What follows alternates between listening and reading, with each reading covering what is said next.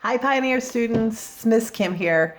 I wanted to tell you all that I miss you, and I thought that since we don't get to see each other right now, we could at least do some art together. Right now I'm going to just have a few tools that I'm going to tell you to get. So any piece of paper will do. You don't need to have a sketch pad. I have some colored pencils, and it's just your standard Crayola ones, and any pencil that you can find. And then a good eraser would be great if you have that too. All right, let's get started. Okay, we're ready to go. So I've got my pencil and my eraser. I thought since it was springtime, it'd be nice to start to do something with flowers. So we're just going to start with some very loose circles, and we're going to go for an odd number. They don't need to be perfect. They're going to be very lightly drawn though. You can go around a couple times to make your circle a little more evened out. Maybe one down here and one up here. So the thing I want to remind you all of is I don't expect your drawing to look just like mine. Mine is a guide. You can draw whatever you want. Just the whole idea of this is that we can draw together. Right now I'm going to scratch a few stems in. And then that will be followed with, we'll do some leaves. Your leaves are just little V's. Not little V's, I don't know what I'm saying.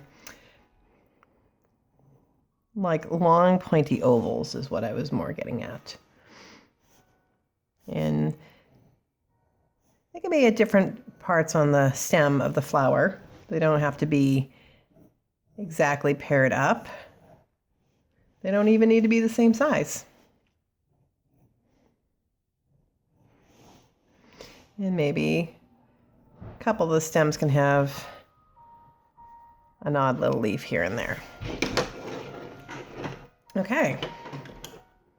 So now that we have those scratched in, I have a couple of different greens here.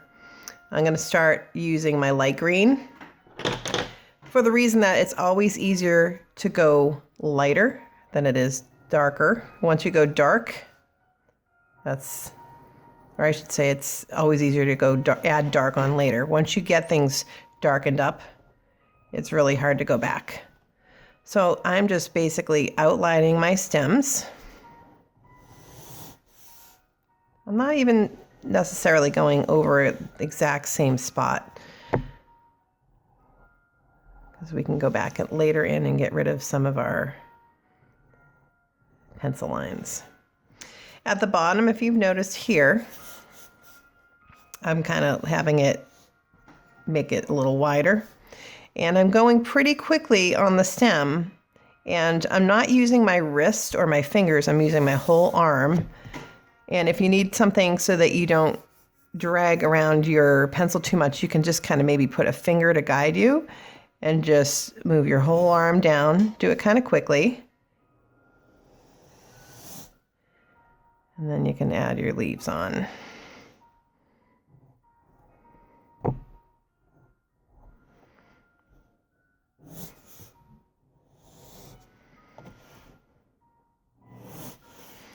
Some of them I've decided I don't like what I did with my original stems, so I'm just going to move them. Because we can do that. We can make this look any way we want to. All right. And if you have some lines that you don't like that you had in there before, this would be a good time to go back in. Carefully get rid of them so you don't mess up your color pencil that you had in there. All right. Now, the flowers, it'd be nice to have a bright variety of flowers. I think I'm going to start with some orange, and I think I want this one to have concentric circles. Concentric circles are when you have one circle inside of another circle, and they're evenly spaced, and you keep going out and getting them bigger and bigger. Like I said, this does not need to be perfect. It just needs to be what you want it to be. And this one feels like it needs to have some little dots that go around it. If you didn't pick orange, that's fine. You can have a purple flower here. You can have a gold flower. You can do whatever it is that you please. I like to pair up reds and oranges quite a bit. So I'm going to put some other little dots in between.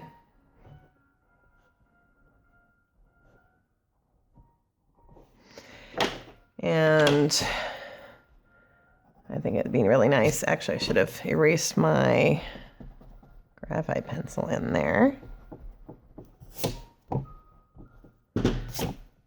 And I'll just carefully color in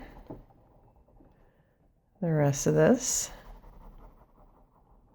with yellow, but I think I'm gonna do every other one yellow.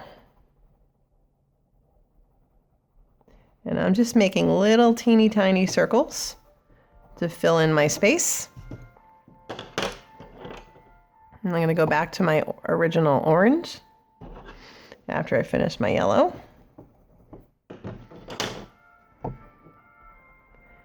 And fill that in.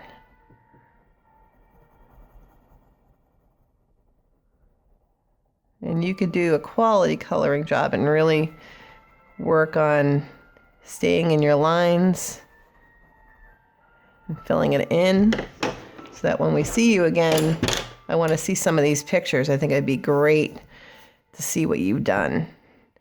This one